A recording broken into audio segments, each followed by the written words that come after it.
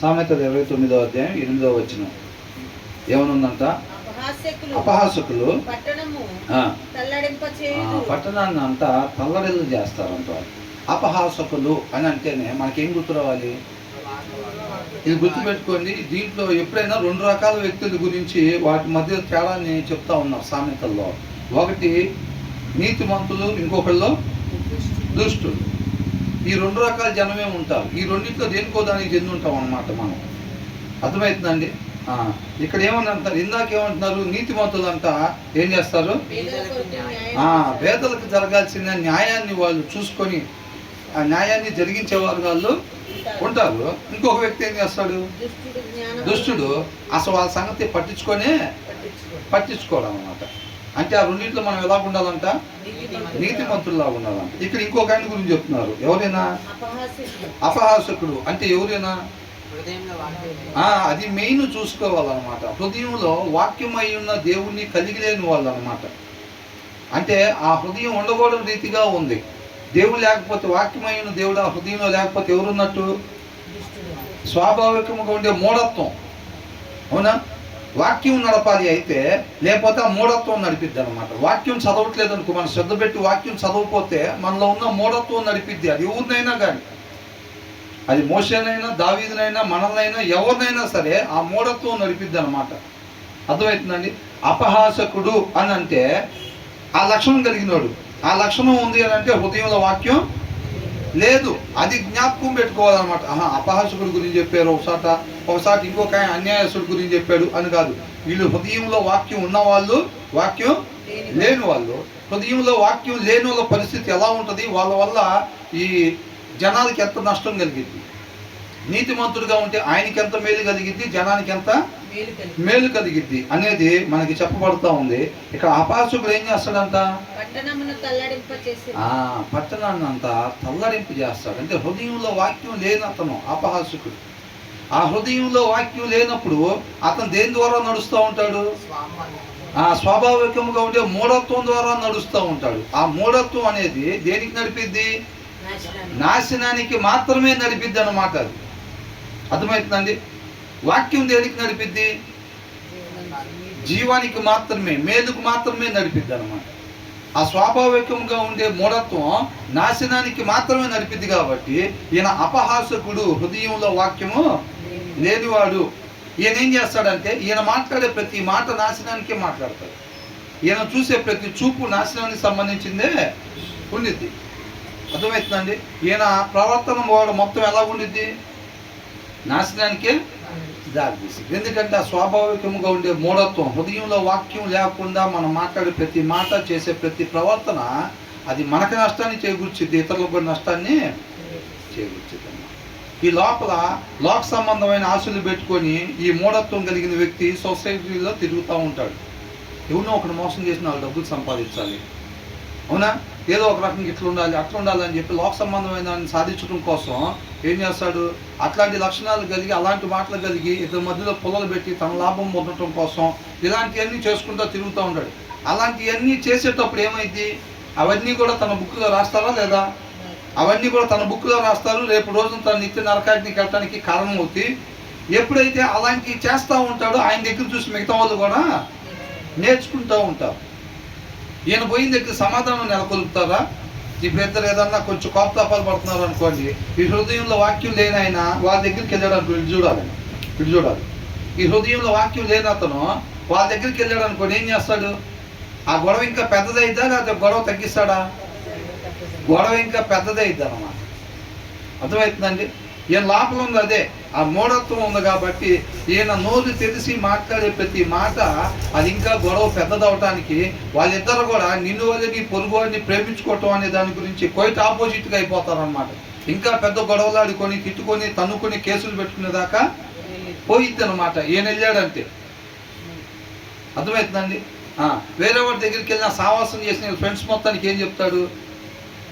అరే మనం ఇట్లా చేయాలి, అట్లా చేయాలి, ఏదో ఒకటి చేసి డబ్బులు సంపాదిద్దాం, ఇద్దరు ముగ్గురు కలిసి ఏదన్నా బ్యాంకులు కొడదాం, లేదా అట్లా చేద్దాం, ఇట్లా చేద్దామని ఇట్లాంటి ఏదో చెప్తూ ఉంటాడు. ఏం చెడిపోయేది కాక ఈ చుట్టుపక్కల వాళ్ళని కూడా చెడగొడుతూ ఉంటాడు అనమాట. అర్థమవుతుందండి? కాబట్టి ఇప్పుడు నీతిమంతుడి జీవితం ఎలాంటిదంట, జీవపు ఓట. అదే దుష్టుడిది మరణపు ఓట. అది ఆయనకి మరణాన్ని తెచ్చిద్ది. ఈయన ఎక్కడెక్కడైతే తిరుగుతూ ఉంటాడో వాళ్ళందరికీ కూడా మరణాన్ని తీసుకొస్తాడు అన్నమాట. ఎందుకంటే ఆయన మాట్లాడే ప్రతి ఒక్కటి కూడా, అరే ఈ రోజు ఎవరు చదువుతున్నారు కదా బైబిల్, అంతసేటుగా చర్చికి పోయినా మారింది ఎవరు లేరా, బాప్తిస్మం తీసుకున్న వాళ్ళు ఎంతమంది సరుకున్నారు లేరా, ఇలాంటివన్నీ చెప్తూ ఉంటాడు అనమాట. అర్థమవుతుందండి. కాబట్టి అపహాసుకుడు ఏం చేస్తాడంట, పట్టణాన్ని తల్లడింపు చేస్తాడు. అంటే తాను తగలబడతా ఏమైందంట, తానేమవుతున్నాడు, ఫ్లేమ్ అనే పదం వాడారు అన్నమాట. Scoffers set a city flame. Flame అంటే ఏంటి, ఫ్లేమ్ అంటే ఏంటి, ఫ్లేమ్ ఫ్లేమ్ అంటే ఏంటి, నువ్వు కూడా చెప్పచ్చు. ఫ్లేమ్ అంటే మంట. అది లైన్లో ఉంటే చెప్తారు, లైన్లో లేరనుకో బాడీ ప్రజెంట్ మైండ్ ఆప్షన్ అయితే చెప్పరు. చిన్న చిన్న పదాలు. అర్థమవుతుందండి. ఈ అపహాసకుడు సిటీని ఏం చేస్తూ ఉంటాడంట, తగలబెడతా ఉంటాడు అనమాట. తను ఆల్రెడీ తగలబడుతూ ఉంటాడు. ఏదైనా కాలిపోయేటప్పుడు అది బాగుపడిద్దా లేకపోతే పాడైపోయిద్దా, పాడైపోయిద్దా అది. అవునా. ఈ హృదయంలో వాక్యం లేని అతను నశించిపోతూ ఉంటాడు అన్నమాట. అతను మాట్లాడే మాట వల్ల నశించిపోతాడు, అతని ప్రవర్తన వల్ల నశించిపోతూ ఉంటాడు అనమాట. అట్ ద సేమ్ టైము ఆయన పట్టణాన్ని కూడా ఏం చేస్తూ ఉంటాడు, పట్టణాన్ని కూడా తగలబెడతా ఉంటాడు అనమాట ఆయన. అర్థమవుతుందండి. పట్టణాన్ని కూడా తగలబెడతా ఉంటాడు. హృదయంలో వాక్యం లేకుండా ఉండేవాళ్ళు, ఇది చూడండి ఎప్పుడు వచ్చేవాళ్ళే వచ్చేది, హృదయంలో వాక్యం లేకుండా ఉండేవాళ్ళు వాళ్ళను వాళ్ళు తగలబెట్టుకుంటా ఏం చేస్తారు, పట్టణాన్ని కూడా తగలబెడుతూ ఉంటారు. పట్టణం అంటే ఏంటి, చెట్లు ఇల్లులు ఈ కాదు, జనం. దేశం అంటే మట్టి కాదు, దేశం అంటే ఏంటంట మనుషులు. వాళ్ళు ఏం చేస్తారంటే ఈ హృదయంలో వాక్యం లేని వాళ్ళు, వాక్యం అయి ఉన్న దేవుణ్ణి కలిగిన వాళ్ళు వాళ్ళను వాళ్ళు తగలబెట్టుకుంటా పట్టణాన్ని కూడా తగలబెడతా ఉంటారన్నమాట. హృదయంలో లేదు కాబట్టి వాక్యం, ఆ స్వాభావికంగా ఉండే మూఢత్వ మాటలే మాట్లాడతారు. ఆ మాటలు మాట్లాడినప్పుడు అవన్నీ కూడా రేపు వాళ్ళ నిత్య నరకాగ్నికి తీసుకెళ్తాయి. ఆ ప్రవర్తన కూడా నిత్య నరకాగ్నికి తీసుకెళ్ళిద్ది అనమాట. అవునా. అంటే వాళ్ళు తగలబడిపోతున్నారు. ఒక్కొక్క మాట మాట్లాడే కొద్దికి ఏమైంది, వాళ్ళు తగలబడిపోతున్నారు. అంటే వాళ్ళు నశించిపోవటానికి కారణం అయిపోతున్నారు హృదయంలో వాక్యం లేకపోవటం వలన. ఎట్ ద సేమ్ టైం ఆ మాటలు ఎవరెవరి దగ్గర అయితే మాట్లాడుతున్నారో ఎదుటి వాళ్ళు కూడా ఆ మాటలు నేర్చుకుంటారు. ఎవరెవరి దగ్గర అయితే పోయి అలాంటి ఆలోచన చేస్తున్నాడో, ఎలాంటి ప్రవర్తన చేస్తున్నాడో ఆ ప్రవర్తన ఇతరులు కూడా నేర్చుకుంటారు. ఏంటంటే పొద్దునే మప్పుకున్నారు, ఆ ప్రవర్తన ఇతరులు కూడా నేర్చుకుంటారు అన్నమాట. అంటే ఏమవుతున్నాడు, అలాంటి ప్రవర్తించకూడని ప్రవర్తన ఈయన ప్రవర్తిస్తా ఈయన తగలబడిపోతా, అట్ ద సేమ్ టైము మిగతా జనాన్ని కూడా ఏం చేస్తున్నాడు, మిగతా జనాన్ని కూడా తగలబెడుతున్నాడు అనమాట. అంటే వాళ్ళు కూడా ఆత్మీయంగా నాశనం అయిపోయేటట్టుగా చేస్తున్నాడు. చూసారా, హృదయంలో వాక్యం అయిన దేవుణ్ణి కలిగి లేకపోవటం వల్ల ఎంత నష్టం జరుగుతుందో. ఏందిరా పొద్దున్నే బైబిల్ చదువు అంట, పొద్దు నేను చదవకపోతే నీకేమైంది అని అంటారు. అంటే ఆయనకు మాత్రమే అవుతుందా, కాదు. ఈ సొసైటీకి కూడా ఏం చేస్తున్నాడంట, ఆ మాటల్ని తీసుకుని వెళ్ళి అందిస్తున్నాడు. ఆ చెడ్డ మార్గాన్ని తీసుకుని వెళ్ళి అందిస్తున్నాడు, దాన్ని ప్రమోట్ చేస్తున్నాడు అనమాట. ఆ చెడ్డ మార్గాన్ని అనేక మంది దారి తప్పిపోవటానికి ప్రేరేపిస్తున్నాడు. అర్థమవుతుందని. ఇప్పుడు కొంతమంది బాప్తిసాలు తీసుకుంటారు కానీ సీరియల్ చూస్తూ ఉంటారు, కొంతమంది బాప్తిసాలు తీసుకుంటారు సినిమాలు చూస్తారు, కొంతమంది బాప్తిసాలు తీసుకుంటారు సిగరెట్లు తాగుతూ ఉంటారు. ఆ మిగతా జనం ఏమనిపించింది, బాప్తిసం తీసుకోవాల్సిన వాళ్ళకి ఇంకా ఇలా ప్రవర్తన చూసి, రేపు మనం తీసుకున్న ఉపయోగం ఉందిరా, మనం ఎట్లాగో తీసుకోలేదు సిగరెట్లు తాగుతాం, వాడు బాప్తిసం తీసుకున్నాడు పేరుకి, వాడు మనతో పాటు దొంగసాటుకు వచ్చి సిగరెట్లు తాగుతున్నాడు. అవునా, ఏం చేస్తున్నాడు, అవునా కదా. అట్లాంటివి అనమాట. వాళ్ళ క్రీస్తు కనపడకుండా వాళ్ళకి అర్థం పడుతుంది వీళ్ళే. ఎవరైతే చర్చిలకు వచ్చి బైబిల్ పట్టుకొని వచ్చి చర్చిలకు వచ్చి వాక్యాన్ని అనుసరించకుండా ఉండి లోక సంబంధంగా ప్రవర్తిస్తూ ఉంటారు చూసారా, బయట శరీరాన్ని అనుసరిస్తూ ప్రవర్తిస్తూ ఉంటారు కదా, క్రీస్తు కనపడకుండా అన్యులకి అర్థం పడుతుంది వీళ్ళే. ఇప్పుడు నేను వాక్యం చెప్తున్నానండి, నేను వాక్యం చెబుతా బైబిల్ పట్టుకొని జనాల మధ్యలో నుంచి వస్తున్నాను, జనాల మధ్యలో బైబిల్ పట్టుకొని వెళ్తున్నాను. అవునా, అట్లా వెళ్ళేటప్పుడు నేను వాక్యానుసారంగా అనుసరించట్లేదు అనుకోండి, ఈ బయట జనానికి క్రీస్తు కనపడకుండా ఎవరు అడ్డం పడుతున్నారు, నేనే అడ్డం పడుతున్నట్టు. అవునా, అట్లాగనమాట. దావీదు మీద దేవుడికి ఎందుకు అంత కోపం వచ్చింది? నువ్వు నా మనిషి అని అందరికీ తెలుసు, అవునా? నువ్వు నా మనిషి అని అందరికీ తెలుసు. ఒక అన్యుడు ఇంకొకరికి అట్లా చేసాడంటే అది వేరే విషయం. నువ్వు నా మనిషి అని అందరికీ తెలిసినప్పుడు, నువ్వు అలాంటి పాపం చేసినప్పుడు అందరు ఎవరు నమ్ముకున్నారు? అది నేర్పించుంటాడు నీకు. ఆయన దగ్గరికి వెళ్తున్నావు కదా పద్దాకలా, నీకు అదే నేర్పించుంటాడు ఆయన. అందుకని నువ్వు అట్లాంటి పనులు చేస్తావు, అవునా? ఆ చక్కగా నీతిగా జీవించే ఊరియా తన కుటుంబాన్ని నాశనం చేసావు నువ్వు, అదే నేర్పించుంటాడు ఆయన నీకు. అందుకని అని చెప్పి అందరూ ఆయన్ని దూషించేటట్టుగా, ఆయన కనపడకుండా, ఆయన మంచోడు కాదన్నట్టుగా నువ్వు ప్రమోట్ చేసావు. ఆయన మంచోడే కదా, ఆయన మంచోడే, కానీ నువ్వు ఆయన మనిషిగా ఉంటా ఆయన కనపడకుండా ఆయన తప్పుడోడు, ఆయన అబద్ధుడు అనేటట్టుగా ఏం చేశాడు అన్నమాట. మనం కూడా చర్చిలకు వచ్చేటప్పుడు యాజ్ ఏ క్రిస్టియన్స్గా మనం ఉంటా సొసైటీలో వాక్యాన్ని ఎప్పుడైతే అనుసరించకుండా ఉంటామో ఆ నిజమైన క్రీస్తు కనపడకుండా మనమే అర్థం పడుతున్నట్టు అనమాట. అర్థమవుతుందండి? కాబట్టి మనం ఎల్లప్పుడూ కూడా మన హృదయంలో దేవుని వాక్యం కలిగి ఉన్నట్టయితే, ఆయన గుణలక్షణాలు మనలో ఉంటే మనం మాట్లాడాల్సిన మాటే మాట్లాడతాము, మనం ప్రవర్తించాల్సిన రీతిగానే మనం ప్రవర్తిస్తాం.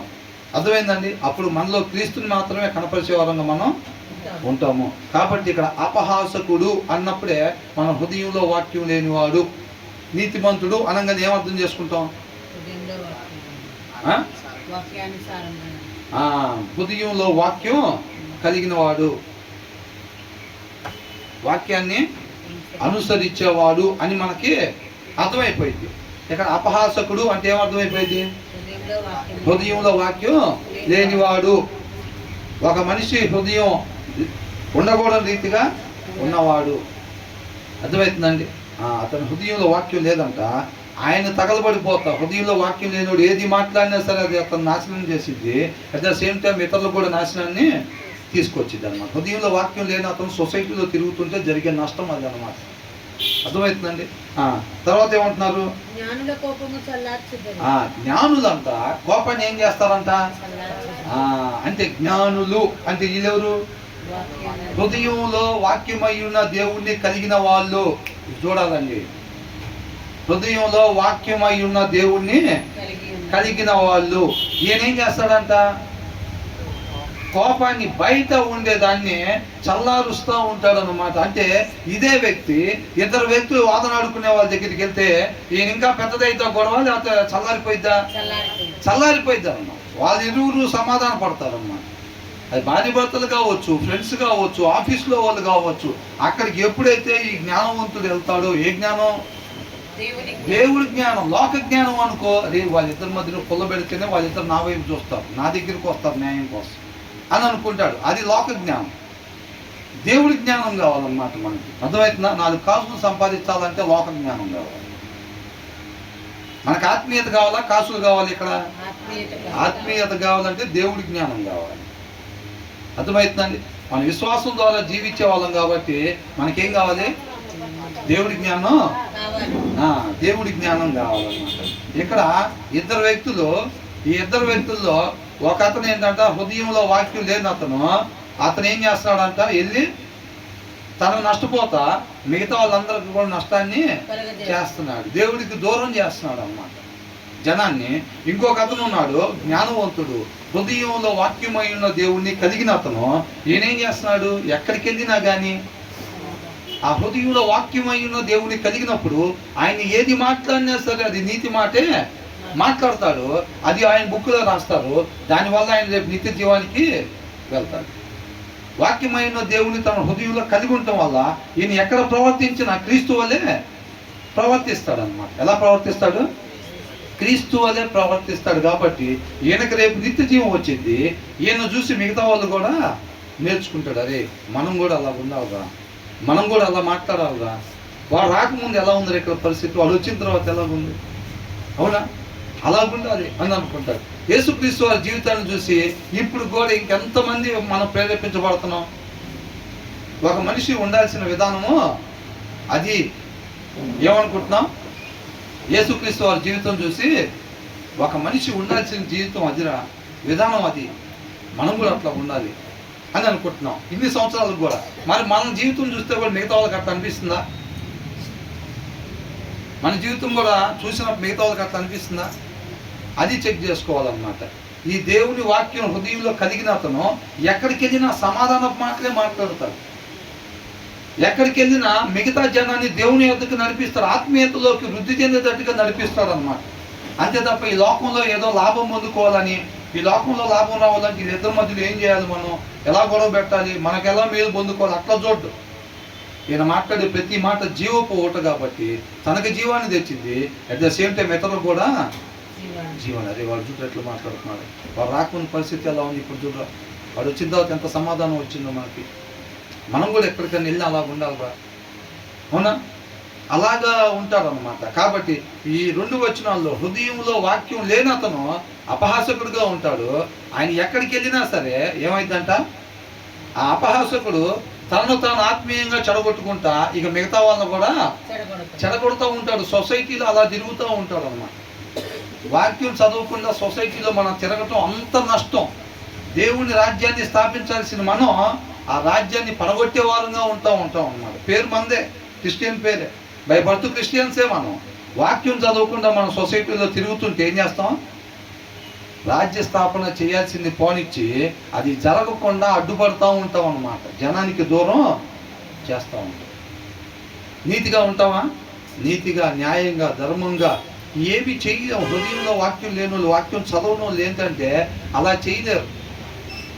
ఆటోమేటిక్గా వాళ్ళు కూడా అన్యాయంగా కొద్దిగా అట్లా ఇట్లా డబ్బులు తీసుకోవటం, అన్యాయంగా చేయటం, బిజినెస్ల దగ్గర కావచ్చు, లేకపోతే జాబుల దగ్గర కావచ్చు, మిగతా లోకస్తుల్లాగానే వెళ్ళిపోతూ ఉంటారు 4 డబ్బుల కోసం చూసుకొని. వాక్యం చదువుతూ ఉన్నప్పుడు శ్రద్ధ కలిగి వాక్యం చదివేటప్పుడు చూడండి, మన వ్యాపారం ఎలా చేస్తాము, మన లోపల గుణలక్షణం ఎలా ఉండిద్దో, మన ఉద్యోగం ఎలా చేస్తాము, అర్థమవుతుందా? మనం చేయగలిగినంత ఇష్టపడి శ్రద్ధ కలిగి మనం పని చేస్తూ ఉంటాం అన్నమాట. అదే వాక్యం చదివినప్పుడు బాసుని బట్టి పని చేసుకుంటూ ఉంటాం. బాసు చూసేటప్పుడు ఎరగబడుతున్నట్టుగా ఫీలింగ్స్ పెట్టి పని చేస్తూ ఉంటాం. బాసు లేకపోతే కూర్చుంటూ ఉంటాం. అదే మీరు వాక్యం చదువుకోండి, శ్రద్ధ కలిగి వాక్యం చదివి వెళ్ళండి. బాస్తో పని లేకుండా మనం ఏం చేస్తాం, మనం చేయగలిగిన పని చేస్తూ ఉంటాం. అంతే. మనలో ఆ తేడా అర్థమైపోతూ ఉంటుంది. బిజినెస్లో అయినా సరే అర్థమవుతుందండి, అలా ఉండదు. కాబట్టి ఏముందిలే, మనం 4 రోజులేగా, పక్కన ఆమె నెల అయిందంట వాక్యం చదవక, ఏందంట ఆమె నెల అయిందంట, మనం 4 రోజులేగా, అంతే. ఆమె నెల అయింది, నువ్వు 29 రోజులే అవుతుందని చెప్పి మన నిత్య జీవానికి నడిపించి 4 రోజులు అయిన వాళ్ళు నిత్య నరకానికి నడిపిస్తారా? అలాగే ఉండదు. కాబట్టి మనం ఈ వచనం నుంచి ఏం నేర్చుకోవాలి, మనం వాక్యమైన దేవుడు మన హృదయంలో లేకుండా ఎక్కడికన్నా పోయి సమాధాన పరచాలనుకున్నా అది జరగదు. అది ఆత్మీయ సోమరులు చేసే పని. సోమరు ఏం చేస్తాడంట,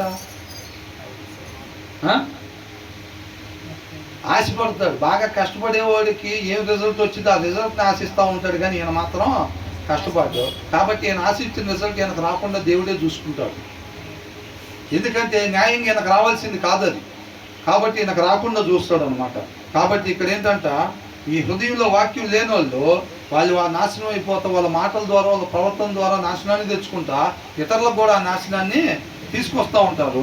ఎప్పుడైతే వాక్యం శ్రద్ధగా చదివి వాక్యమైన దేవుని కలిగి ఉంటారో వాళ్ళు మాట్లాడే ప్రతి మాట వల్ల జీవాన్ని పొందుకుంటా ఇతరులకు కూడా ఆ జీవాన్ని తీసుకొచ్చేవారుగా ఉంటారు అని అంటున్నాడు. తర్వాత వచ్చినవి ఏంటంట,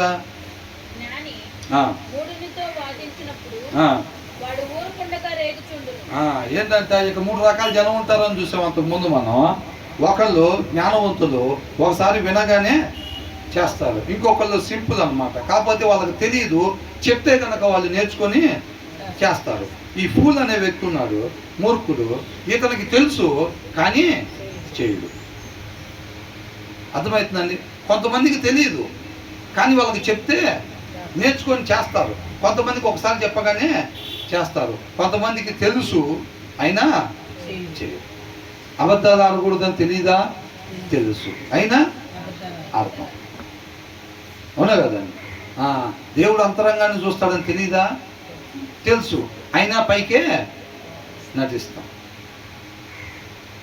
ఇప్పుడు ఏమన్నాడు, మూర్ఖుడికి తెలుసు, తెలిసినా కానీ ఏం చేస్తాడు? కాబట్టి ఇక్కడ ఏంటంట, మళ్ళీ ఒకసారి చదవండి సిస్టర్. జ్ఞాని అంటే ఎవరు? హృదయంలో వాక్యం కలిగిన అతను, వాక్యమైన దేవుణ్ణి కలిగిన అతను. ఈయన ఏంటంట? ఈయనెవరు? హృదయంలో వాక్యం లేకుండా స్వాభావికంగా ఉండే మూఢత్వాన్ని కలిగిన అతను అనమాట. అవునా? ఇతనితో వాదించినప్పుడు ఈయన ఆయనతో వాదించేటప్పుడు ఏమైందనంటే, వాడు ఊరకుండా అక్కడ సమాధానం రాకుండా సమాధానాన్ని తీసుకొచ్చే వాటిని పాడు చేస్తూ ఉంటాడు అనమాట. అర్థమవుతుందండి? అలాంటి వాళ్ళ దగ్గర మనం ముందు వాటిలో నేర్చుకున్నాం. మూర్ఖుని దగ్గర మనం మాట్లాడినా అనవసరం అన్నమాట. మూర్ఖుని దగ్గర మనం మాట్లాడినా అనవసరం. కాబట్టి ఏం చేస్తూ ఉంటాడు మూర్ఖుడు? ఈయన ఎంత సమాధాన పరచాలని చెప్పి చూసినా సరే వాడు ఏం చేస్తాడు? ఆ సమాధాన వాతావరణాన్ని పాడు చేస్తూ ఉంటాడు. సమాధానం పడకుండా వాడు ఎంతకాడికి గొడవ పెద్దదే చేస్తూ ఉంటాడు. వాడు అదే చెప్తూ ఉంటాడు, దాన్నే బతుకుతూ ఉంటాడు. పద్దాకులా వదిలిపెట్టలే కదా దాన్ని. ఒక పదం పట్టుకున్నాడంటే ఏదన్నా చిన్న ఒకటి జరిగిందంటే ఆ మూర్ఖుడు అనేవాడికి ఏం చేస్తాడంటే, అది పొరపాటున జరిగిందిలే ఏదో అని చెప్పి జ్ఞానవంతుడు ఏదో అని చెప్తున్నప్పుడు వీడు ఏం చేస్తాడంటే, ఎందుకు జరిగింది, ఎందుకు జరగాలి అట్లాగా అంటాడు. ఈ ఏది చెప్పినా కానీ వాడు ఏమంటాడు? దాన్నే చెప్తూ ఉంటాడు, దాన్నే చెప్తూ ఉంటాడు, దాన్నే చెప్తూ ఉంటాడు. దాన్ని ఇంకా పెద్దది పెద్దది పెద్దది చేసి నలుగురిని పోగేసి 10 మందిని పోగేసి ఇంకా పెద్దది చేస్తూ ఉంటారు అన్నమాట. అర్థమవుతుందండి? కాబట్టి అంటే మనం ఈ రెండింటిలో ఎలా ఉండాలంట? సమాధాన పడే వాళ్ళలా ఉండాలా, లేకపోతే గొడవలు ఇంకా పెద్ద చేసే వాళ్ళలా ఉండాలా? మూఢుడు అంట వాడు ఊరకుండకి ఏం చేస్తాడు? రేగుతానే ఉంటాడంట. అంటే ఎక్కడికి పోయినా తగలబడతామే. ఇందాక వచ్చినలో చూసాం, అపహాసకుడు ఏం చేస్తాడంట? పట్టణాన్ని తగలబెడతాడనమాట. చేతిలో కాకడా ఉండదు, హృదయంలో వాక్యం లేకుండా ఉంటే చాలు మొత్తాన్ని తగలబెట్టొచ్చేది. అదేనా? మూర్ఖుడు సొసైటీలో తిరుగుతుంటే అంత నష్టం అనమాట. తనకి ఎలాగో నష్టం. ఆ మూఢత్వమే కాబట్టి ఉంది. తను ఏది మాట్లాడినా అది ఖచ్చితంగా మాట్లాడడం కూడా మాకే అయి ఉంటుంది కాబట్టి అది బుక్లో రాస్తారు. అది ఎట్లాగో తనకు నిత్య నరకమే, అది వేరే విషయం. అది పోయి అందరికీ నేర్పుతూ ఉంటాడు ఆయన. ఆయన ఆలోచన విధానం, ఆ ప్రవర్తన, ఆ చూపు, ఆ మాటలో మిగతా వాళ్ళకు కూడా నేర్పి వాళ్ళకు కూడా నాశనాన్ని తీసుకొచ్చి ఆయన ఎక్కడికి పోయినా పట్టణం మొత్తం దాగబెడతా ఉంటాడు అట్లా. అవునా? కాబట్టి ఈ మూర్ఖుడు కూడా ఏం చేస్తాడంట? తనలో ఉండే గుణలక్షణం, ఆ మూఢత్వంలో ఉండే గుణలక్షణం ఏంటంటే సమాధానం అనేది ఉండదు. అది ఎక్కడి నుంచి వచ్చింది? అది వాక్యమైన దేవుళ్ళలో నుంచి వచ్చింది. ఈయన హృదయంలో వాక్యం లేదు కదా, లేదు కాబట్టి ఈయన ఏం చేస్తాడు? రేగుతూనే ఉంటాడు. ఈయన ఎక్కడికి పోయినా ఇంకా గొడవ పెద్దదవటమే. ఎక్కడికి పోయినా మిగతా జనాన్ని దేవుడికి దూరం చేయటమే తప్ప దగ్గర చేసేది ఉండదన్నమాట. అనేక మందిని క్రీస్తు యొద్దకి తీసుకొచ్చేవాళ్ళకి అగ్నిలో నుంచి ఒక లాగినట్టుగా మనం ఆత్మను రక్షించే వారం ఉండాలి తప్ప దేవుడికి దూరం చేసే వాళ్ళంగా ఉండకూడదు. మనం ఇందాక అనుకున్నాం కదా, ఏంటంట మన జనాల ముందు బైబిల్ పట్టుకొని చర్చిలకు వస్తా వాక్యాన్ని అనుసరించకపోతే ఆ క్రీస్తు కనపడకుండా జనాలకి మనమే అర్థం పడుతున్నట్టు అన్నిటికి. అవునా? మన ప్రవర్తన చక్కగా వాక్యాన్ని అనుసరిస్తున్నట్టు ఉందనుకోండి, అనేక మంది మనలో క్రీస్తుని చూస్తారు, క్రీస్తుని కనపరిచే వాళ్ళంగా ఉంటాం. వాక్యాన్ని ఎప్పుడైతే అనుసరించో, మనం ఆయన మనుషులు అని చెప్పి చెప్పుకుంటా మనం ఎప్పుడైతే వాక్యాన్ని అనుసరించట్లేదో మిగతా జనాలకు అర్థం పడుతుంది మనమే క్రీస్తు కనపడకుండా. అవునా కదా? కాబట్టి దాన్ని జ్ఞాపకం పెట్టుకోవాలి. ఇక్కడ ఏంటంట, జ్ఞాని మూఢునితో వాదించినప్పుడు వాడు ఊరకుండక రేగుచుండును అని.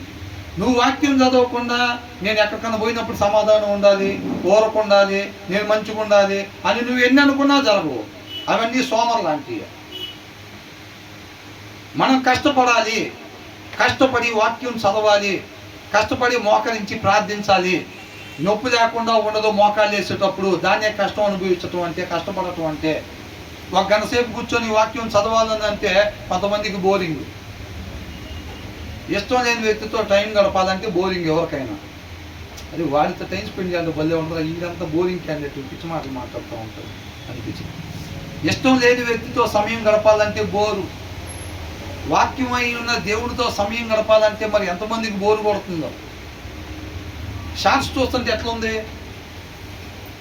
బ్రదర్ ఏం చెప్పారు బ్రదర్, ఏం అంశం ఎత్తారు బ్రదర్, అసలు పాయసం తాగినట్టుంది. చెప్పండి బ్రదర్ షార్ట్స్ గురించి 4 మాటలు. షార్ట్స్ చూస్తుంటే ఎట్లా ఉంది మనకి? ఆ షార్ట్స్ అనే వాడి దగ్గర నుంచి దూరం రాబుద్ది అవ్వట్లేదా? కొంతమంది ఫ్రెండ్స్తో ఉంటే ఇంటికి వెళ్ళబుద్ది అవ్వదు ఇంకా.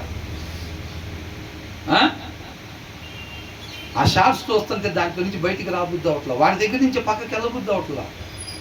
మరి వాక్యమైన దేవుని దగ్గరికి రావాలంటే, సమయం గడపాలంటే ఎట్లా ఉంది? పాయసం తాగినట్టుందా? పాయసం తాగినట్టుంటే ఇప్పటికి 8 రోజులు ఎందుకు అయింది వాక్యం చదివి? ఇప్పటికి 1 రోజులు ఎందుకు అయింది? ఇప్పుడు 10 రోజులు ఎందుకు అయింది? ఇప్పటికి 4 రోజులు అయిన వాళ్ళు కూడా ఉంటారు, చెప్పలేము. అవునా? ఎందుకు? బోరింగ్ అన్నమాట. ఎందుకంటే లోపల మూఢత్వం ఉంది. ఆ మూఢత్వానికి సంబంధించిన మాటలు ఎవరన్నా చెబుతుంటే 2 కోయిన్సిడెన్స్ అవుతాయి కాబట్టి అక్కడ మనం ఉండగలుగుతాం.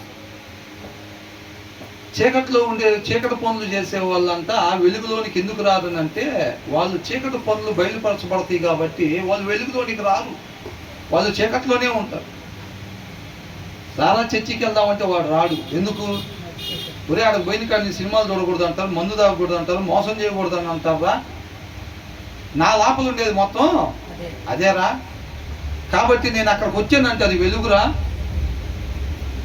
మొత్తం నాలో ఉన్నాయి మొత్తం కూడా బయటపడతాయి అక్కడ. వద్దురా, నేను రాను ఆ వెలుగులోకి. ఈ చీకట్లో అయితే మొత్తం అంతే ఉంటారు, కాబట్టి నేను ఇక్కడే కొనసాగుతూ ఉంటా. అర్థమవుతుందండి? కాబట్టి ఇక్కడ ఏంటంట, మనం మూర్ఖుల్లాగా మనం ఉండకూడదు. మనం అనుకుంటే సరిపోదు, దానికి సంబంధించిన కష్టం పడాలి. ఇప్పుడు నేను ఐఏఎస్ అయిపోవాలి, ఐఏఎస్ అయితే బాగుంటుంది, మంచి ఉద్యోగం వచ్చింది, మంచి ఫెసిలిటీస్ ఉంటాయి, ఇవన్నీ బాగుంటాయి, నేను ఐఏఎస్ అయితే బాగుంటుంది అనుకోగానే అయిపోతారా? మరి ఏం చేయాలి? దాని దగ్గర కష్టం పడాలి.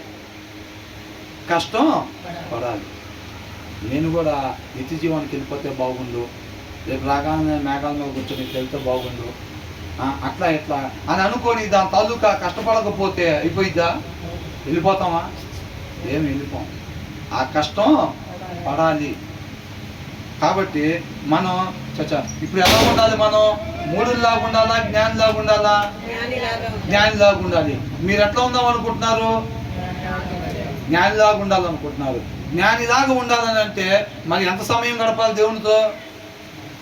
అంత సమయం గడిపితేనే ఆ జ్ఞానం అనేది ఆయన దగ్గర నుంచి మనకి వచ్చింది.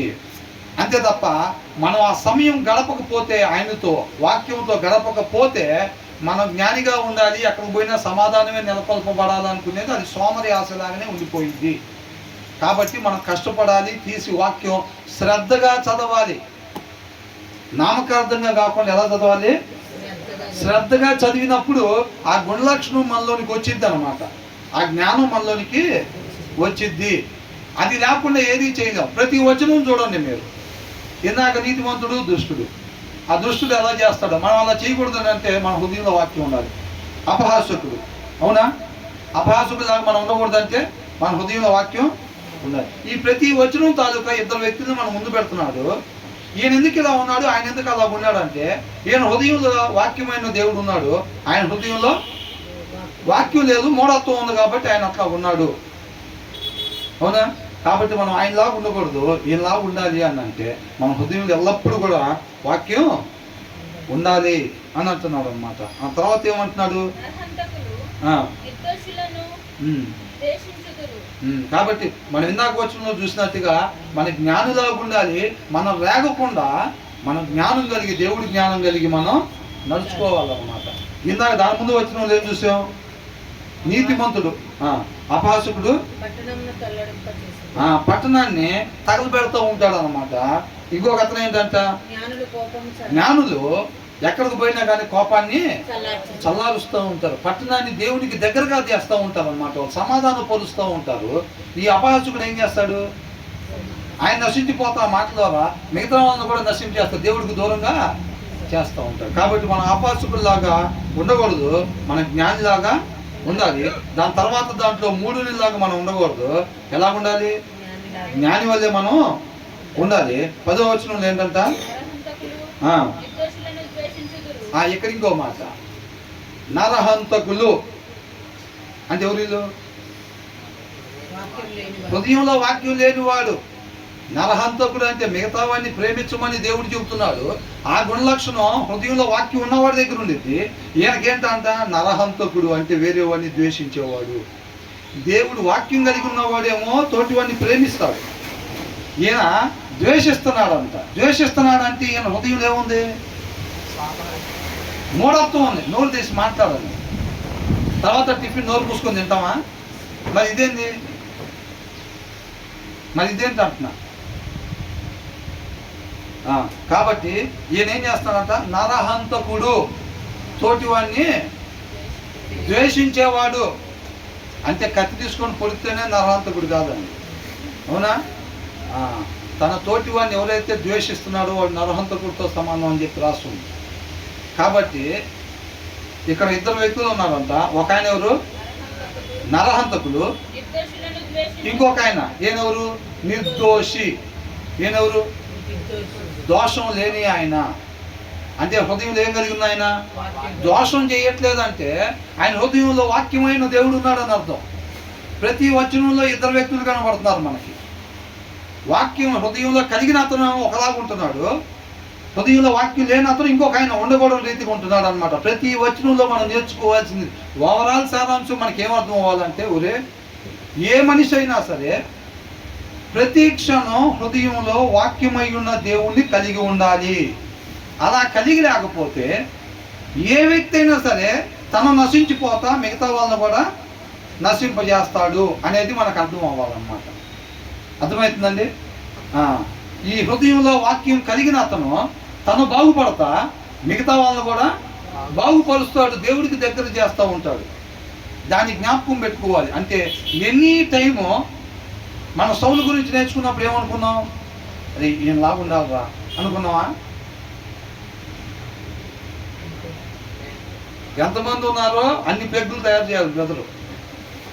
అన్ని ప్లగ్గులు తయారు చేసి ఒక ప్లగ్ అక్కడ పెట్టి రెండో ప్లగ్ చేతికి పెట్టి టేపేయాలి. ఫస్టే రెండో ప్లగ్ చేతికి పెట్టి టేపేసి వాక్యం స్టార్ట్ అవ్వగానే స్విచ్ ఆన్ చేయాలి.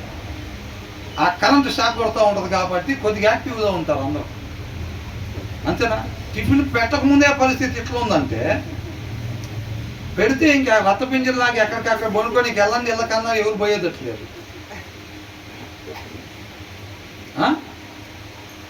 బాగా తెలిసిన విషయాలు కూడా చెప్తే ఏమన్నా కొద్దిగా ఒక అడుగు లోతుకి వెళ్ళారని బ్రదర్ మాకు అర్థమవుతలేదు, ఆ లోతు అని అనుకోవచ్చు. సౌలు గురించి అంటే సౌలు గురించి చిన్నప్పటి నుంచి నేర్చుకుంటున్నాం కదండి. సౌలు జీవిత విధానం గురించి, సౌలు దేవుడి యందు కనపరిచిన తన జీవిత విధానం గురించి నేర్చుకున్నప్పుడు, చూసినప్పుడు మనం ఆయనలాగా ఉండాలనుకున్నామా? ఉండకూడదని చెప్పాడు దేవుడు. ఉండకూడదని చెప్పాడు. మరి ఏమైంది? నా నోరు తెసి చెప్పడానికి ఉండకూడదని చెప్పాడు. దావీదు గురించి చెప్పినప్పుడు మనం ఏం నేర్చుకున్నాం? దేవుడు ఏం చెప్తున్నాడు మనకి? ఆయనలాగా ఉండండి అని చెప్తున్నాడు. ఒక వ్యక్తిని ముందుకు పిలిచి ఈయన చేస్తాడు, మందు అవుతాడు, సిగరెట్లు అవుతాడు, ఇటు చేస్తున్నాడు అని చెప్తున్నాడు. ఈయనలాగా ఉండబాకండి అని చెప్తున్నాడు కదా. ఇంకొక వ్యక్తిని పిలిచి ఈయన ఇట్లా చేశాడు, చక్కగా చదువుకున్నాడు, తగిన సమయం దేవుడితో గడిపాడు, మోకరించి ప్రార్థించాడు, ఇట్లా దేవుడు ఈయన జీవితంలో ఆ కార్యాలు జరుగుతున్నాయి అంటే ఈయనలాగా ఉండమని చెప్తున్నాడా లేదా? ఇక్కడ ప్రతి వచనంలో ఇద్దరు గురించి చెప్తున్నాడు. ఇద్దరు వ్యక్తులు మనం ముందు పెడుతున్నారు. దాన్ని బట్టి అర్థమవుతుందా అంటున్నా. మనం ఇలా ఉండమంటున్నారు, ఏలాగా మనం ఉండకూడదంట, ఏలాగా మనం ఉండకూడదు. నరహంతకుడు అని అంటేనే ఆయన హృదయంలో వాక్యం లేనోడు, ఆయన ఉండాల్సిన రీతిగా ఉండేవాడు కాదు. అంటే ఒక మనిషి నరహంతకుడులాగా ఉండాలి, నిర్దోషులాగా ఉండాలా? నిర్దోషులాగా ఉండాలి. ఏ దోషం లేకుండా ఉండాలి. ఏ దోషం లేకుండా ఉండాలంటే ఆయన హృదయంలో వాక్యం ఉండాలి. ప్రతి ఒక్కరు నిర్దోషులాగా ఉండాలి. ప్రతి ఒక్కరు హృదయంలో దేవుని వాక్యం కలిగి ఉండాలి. ఎప్పుడు కూడా ఏ వ్యక్తి కూడా నరహంతకుడిలాగా ఉండకూడదు.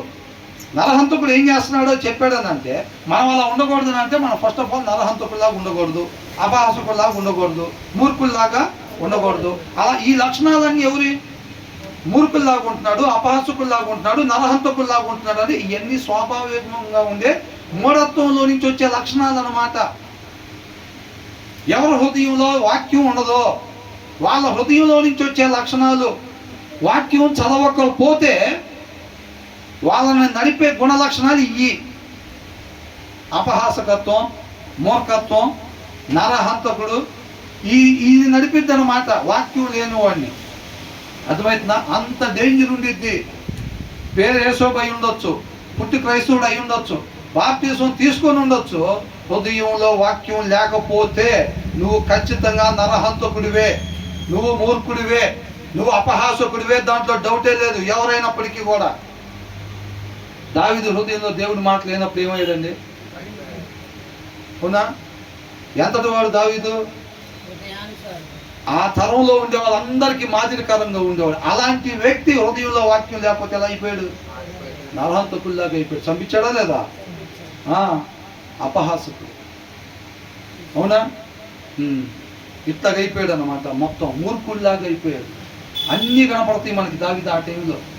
హృదయంలో వాక్యం లేకపోతే మనం అన్నీ ఏదైతే ఉంటుందో ఆ గుణ లక్షణాలు మనలో నుంచి వస్తాయి. అయ్యే మనల్ని నడుపుతాయి. అవి మనల్ని తగలబడతా మిగతా వాళ్ళని కూడా తగలబెడతా తిరుగుతూ ఉంటాం మనం. అంత డేంజర్ ఉంటుంది. దేవుడు లేకుండా ఒంటరిగా మనిషి తిరుగుతుంటే, ఒంటరిగా మనిషి బతుకుతుంటే అంత డేంజర్ అన్నమాట. అర్థమవుతుందండి? కాబట్టి ఇక్కడ ఏంటంట, నరహంతకులు చూసారండి. అక్కడ వాక్యం చదవకపోతే వాడి టార్గెట్ ఏంటంటే, వాక్యం చదివేవాడి జీవము వాడి టార్గెట్. ఇక్కడ క్రైస్తవుల అన్యుల కాదండి. ఇక్కడ 2 రకాల జనం. హృదయంలో వాక్యం కలిగి లేకుండా ఉండే క్రైస్తవుడైనా అన్యుడే. ఎవరంట? నువ్వు చర్చిలకు వెళ్ళొచ్చు, నీ హృదయంలో వాక్యమై ఉన్న దేవుడు లేకపోతే నువ్వు ఖచ్చితంగా అన్యుడివే. అర్థమైందండి? నువ్వు బాప్తీసం కూడా తీసుకొని ఉండొచ్చు కాక, దేవుణ్ణి కలిగి లేకపోతే నువ్వు అన్యుడివే. ఇక్కడ నరహంతకుడు అంట ఏంటి? నిర్దోషులను ద్వేషించుట. ఆరిపోయి ఉన్న ప్రతి క్యాండిల్ టార్గెట్ వెలుగున్న క్యాండిల్ అని అంటున్నాడు. జ్ఞాపకం పెట్టుకోండి. అర్థమవుతుందండి? దారి తప్పిపోయిన వాడు, హృదయంలో క్రీస్తు లేకుండా ఉన్నవాళ్ళు క్రైస్తవులైనా కానీ, మన పక్కనే కూర్చున్నా కానీ, మన ఫెలోషిప్కే వస్తున్నా కానీ, వాళ్ళ టార్గెట్ ఏంటంటే ఈ ఎలుగున్న వాళ్ళ జీవాన్ని తీసేయటమే వాళ్ళ టార్గెట్ అంట. అర్థమవుతుందా? అది దారి తప్పిపోయాడు అని అంటే ఏ గ్రూప్లో ఉన్నాడు? 2వ పరిచర్యలో ఉన్నాడు అని అర్థం. 2వ పరిచర్యలో దారిలో లేనోడు, దారి దిగిపోయి ఉన్నవాడు టార్గెట్ ఏంటంటే ఆ దారిలో ఉన్నవాడిని కిందకు దింపటమే వీళ్ళ టార్గెట్ అన్నమాట. అర్థమవుతుందండి? ఆ పక్కనతో పని లేదు. వీడితో పాటు దారి మారిపోయి పక్కన ఉంటాడు చూసారా, వాడితో పని లేదు. వాడు ఆల్రెడీ దారి తప్పిపోయి ఉన్నాడు. అపవాది ఏం చెబుతాడు? అరే దారి తప్పిపోయిన వాళ్ళు ఎవరైతే ఉన్నారో మన వాళ్ళంతా కలిసి తిరగండి అని చెబుతాడా? కలిసి తిరగండి అని చెప్పడు. అరే నువ్వు వాడిని పట్టుకో, వీడి నా దగ్గరికి పంపిస్తాడు, ఎలుగున్న క్యాండిల్ దగ్గరికి, వీడి నీడి దగ్గరికి పంపిస్తాడు, వీడి నీడి దగ్గరికి పంపిస్తూ ఉంటాడు. వీళ్ళందరూ పరిచయం ఏంటంటే వాళ్ళని పడగొట్టడం, వాళ్ళని కూడా దారి తప్పించడం. నేను మిమ్మల్ని తప్పించాను రా, మీరు వాళ్ళని తప్పించాలి. అలా సాధ్యమైనంత మందిని మనతో పాటు నరకానికి తీసుకెళ్ళాలి. వాక్యం చదవని వాడి టార్గెట్ వాక్యం చదివేవాడే. అర్థమవుతుందండి? వాక్యం చదవకుండా ఇక్కడికి వచ్చి praise lord brother, praise lord sister అంతా చూసారా, వాళ్ళతో చాలా ప్రమాదం ఉంది. వాళ్ళ టార్గెట్ వాక్యం చదివే వాళ్ళే, క్రీస్తుని కలిగి ఉన్న వాళ్ళే. ఇక్కడ క్లియర్గా రాస్తుంది ఒక పదం. ఏమనుందంటే, men of blood hate a blameless. నింద లేకుండా ఉండేవాడిని ఈ మూఢత్వం ద్వారా నడిచేవాడంతా ద్వేషిస్తాడు. And upright ones seek his soul అని అన్నాడు. సోల్ జీవము. అర్థమవుతుందండి? తన ఆత్మని పడగొట్టడమే, ఆత్మీయంగా తనను పడగొట్టడమే వీడి టార్గెట్. ఎవరిది? ఈ నరహంతకుడు. ఈ నరహంతకుడు హృదయంలో వాక్యం లేనివాడు ఎవడైతే ఉన్నాడో ఆ వాక్యం కలిగిన వాడిని పడగొట్టడమే, వాడిలో ఉన్న జీవాన్ని పోగొట్టడం. అంటే తను నిత్య జీవానికి వెళ్లకుండా ఎప్పుడైతే తను వాక్యం చదవకుండా ఉంటాడో అపవాదిలాగా. క్రీస్తుకుండే లక్షణం ఏ ఆత్మ కూడా నశించిపోకూడదు. అపవాదికి ఉండేది ఏంటంట భారం? ఏ ఆత్మ కూడా జీవాన్ని పొందుకోకూడదు. క్వైట్ ఆపోజిట్ అన్నమాట. అర్థమవుతుందండి? ఎప్పుడైతే దారి తప్పిపోయి ఉంటారో వీళ్ళు ఎవరి పిల్లలు? అపవాది పిల్లలు. ఇలా ఏమొచ్చేసింది? ఎవరిలో కూడా జీవం ఉండకూడదు. ఏమొచ్చింది? ఎవరిలో కూడా జీవం ఉండకూడదు. అందరినీ జీవానికి దూరం చేయాలి. ఏం చేయాలంట? దేనికి దూరం చేయాలి? డబ్బుగా? నిత్య జీవానికి దూరం చేయాలి. ఏంటంట? ప్రతి ఒక్కళ్ళంట దేనికి దూరం చేయాలనేది టార్గెట్. అందుకని అంటున్నాడు, మన ఫ్రెండ్స్ని సెలెక్ట్ చేసుకునేటప్పుడు చాలా జాగ్రత్తగా. దావీదు ఏం చేశాడంట? ఎవడు డబ్బులు ఇస్తే వాడికి మంత్రి పదవులు ఇచ్చాడా? ఎవరికి డబ్బులు ఇస్తే లేకపోతే ఎవరు చుట్టాలైతే వాళ్ళ సలహాదారులు పెట్టుకున్నాడా? వాక్యాన్ని అనుసరించే జీవిత విధానం కలిగిన వ్యక్తులంట ఆయన సలహాదారులుగా పెట్టుకునేవాడండి. మనం కూడా ఫ్రెండ్స్గా ఎవరితో ఉండాలి? వాక్యం చదవనోడితో, వాక్యానుసారంగా ఉండనోడితో ఫ్రెండ్షిప్ చేస్తా ఉంటే ఏమైద్ది? వాడి దగ్గర నీకు జ్ఞానం దొరకదు, నువ్వు వాడి దగ్గర ఉండబాకన్నా అంటున్నాడు. అర్థమవుతుందండి? అది జీవం ఆయన దగ్గర నుంచి రావాలన్నమాట. అది నువ్వు చెప్పాల్సింది చెప్పాలి, నువ్వు వాక్యాన్ని అనుసరించడం కనపరచాలి, అక్కడి నుంచి వెళ్ళిపోవాలి మనం అంతవరకే. కార్యం చేసేవాడు ఆయన అన్నమాట. కాబట్టి ఇక్కడ ఏం చేస్తున్నాడంటే ఇలా టార్గెట్ ఏంటి? దేవుని కలిగి లేని వాళ్ళందరూ దేవుని కలిగి ఉన్న వాళ్ళ దగ్గర నుంచి దేవుని దూరం చేయటమే ఇలా పని అన్నమాట, ఇలా టార్గెట్. అర్థమవుతుందండి? అంటే ఈ వచ్చిన ప్రకారంగా మనం నరహంతకుల్లాగా ఉండాలా, లేకపోతే నిర్దోషుల్లాగా ఉండాలా? నిర్దోషుల్లాగా ఉండాలి. ఏ దోషం లేకుండా ఉండేవారు ఉండాలి. అంటే మనం దేవునితో సహవాసం చేస్తా అనేక మందిని దేవుని దగ్గరికి తీసుకొచ్చే వారంగా ఉంటాం అన్నమాట. మనం వాళ్ళు నిర్దోషులు. అంటే ఈ నరహంతకుడు అంటే ఆల్రెడీ ఆయన పని అయిపోయింది. ఒకరిని లేపేద్దాం రా అనుకుంటున్నాడు అంటే ఏంటి? అలా అనుకున్నప్పుడే ఈయన పని ఈయన లేచిపోయాడు ఆల్రెడీ. ఈయన పోయి ఇంకొకరిని లేపేస్తాడు. ఎలా లేపేస్తాడంట? చంపేయటం అంటే శారీరకంగా చంపటం కాదు, జీవాన్ని లేకుండా ఆత్మీయంగా చంపేయాలి అనేది టార్గెట్ అన్నమాట. వీళ్ళు నరహంతకులు. అర్థమవుతుందండి? హృదయంలో వాక్యం లేకుండా ఉండేవాడు ఆ నరహంతకుడు. మనకే తెలియదు అవతలోని చంపుతున్నట్టు, మనం ఆల్రెడీ చచ్చిపోతున్న సంగతి మనకు తెలియదు. అర్థమవుతుందండి? ఆ టైంలో కోట మీదకి వెళ్ళిన తర్వాత దావీదు అట్లా ఉన్న తర్వాత ఎవరైనా వస్తే ప్రార్థన చేస్తారండి అంటాడు. అంటాడా లేదా? అప్పుడు దాకా ఆయన ప్రార్థన చేస్తూ ఉండేవాడు కదా. మరి దేవుడు దూరమైన సంగతి తెలియదు దావీదుకి అప్పుడు కూడా. నాతాను వచ్చి చెప్పిందాక ఆయన ఏమనుకుంటున్నాడు? అమ్మో అసలు నేను మామూలు కాదు, ఆయన హృదయానుసారుని అనుకుంటున్నాడు. ఎవరన్నా వస్తే ప్రార్థన చేస్తారండి అంటాడు. ఆయన దగ్గర ముందు దేవుడు లేడన్న సంగతి ఆయనకే తెలియదు. ముందు మనకి కూడా తెలియదు నరహంతకుల్లాగా తిరుగుతున్నాం బయటని. దేవుడు లేకుండా దేవుడితో సహవాసం కోల్పోయి చాలా దినాలు అవుతున్న సంగతి మనకు కూడా తెలియదు. ప్రెసిడెంట్ బ్రదర్, ప్రెసిడెంట్ సిస్టర్ అనుకుంటూ తిరుగుతూనే ఉంటాం. దేవుడు మాత్రం ఉండడు మనతో, తెలియదు. అవునా? యోషువ కూడా ఏమనుకున్నాడు? దేవుడు ఉన్నాడు అనుకోని యుద్ధాన్ని పంపించాడు. ఎప్పట్లాగానే దేవుడు మనతోటి ఉన్నాడు, ఆయనే ముందు పరిగెడుతున్నాడని ఈయన అనుకున్నాడు. దేవుడు లేడన్న సంగతి ఈయన తెలుసుకోలేకపోయాడు. అర్థమవుతుందండి? మనకు కూడా తెలియదు. అర్థమవుతుందా? కాబట్టి మనం ఆయనతో తగిన సమయము గడపాలి. ఆ దూరం మనకి తెలిసిపోయిద్ది అనమాట. అర్థమవుతుందా లేదా? కాబట్టి మనం నరహంతకుల్లాగా ఉండకూడదు. ఎలాగుండాలి? నిర్దోషుల్లాగా. చివరికి ఇంకొక మాట ధ్యానించుకుని ఆపుదామండి. 11వ వచనం ఏంటంటే, ఇందాక వచనంలో ఏం చూసి 8వ వచనంలో ఇద్దరు వ్యక్తులు, ఒకళ్ళు అపహాసకుడు, ఇంకొకళ్ళు జ్ఞానులు. వీళ్ళిద్దరిలో మనం ఎలా ఉండాలి? జ్ఞానుల్లాగా ఉండాలి. తర్వాత 9వ వచనంలో జ్ఞాని మూఢునితో. అంటే ఇక్కడ ఒక వ్యక్తి జ్ఞాని, ఇంకొక వ్యక్తి మూర్ఖుడు, ఇంకొక దాంట్లో నరహంతకుడు, నిర్దోషి. మనం ఎలా ఉండాలి? నిర్దోషులుగా ఉండాలి. పైన దాంట్లో జ్ఞానిలాగా ఉండాలన్నా, కింద దాంట్లో జ్ఞానిలాగా ఉండాలన్నా, దాని కింద దాంట్లో నిర్దోషులాగా మనం ఉండాలన్నా, ఇవన్నీ కూడా మన దేవుళ్ళలో నాటబడి ఉంటే, దేవుణ్ణి కలిగి ఉంటే ఉండే గుణలక్షణాలు అన్నమాట. అర్థమవుతుందండి? ఇవి లేవనుకోండి, దేవుడు లేని చోట ఉండేది ఏంటంటే అపహాసకత్వం, మూఢత్వం, నరహంతకుల్లాగా ఉండటం. ఇవే ఉంటే మనకే తెలియకుండా. అర్థమవుతుందా? కాబట్టి ఇంతవరకు చాలండి. ఇంతవరకు ధ్యానించుకుందాం. మిగతాది తర్వాత. దేవునికి మహిమ కలుగును.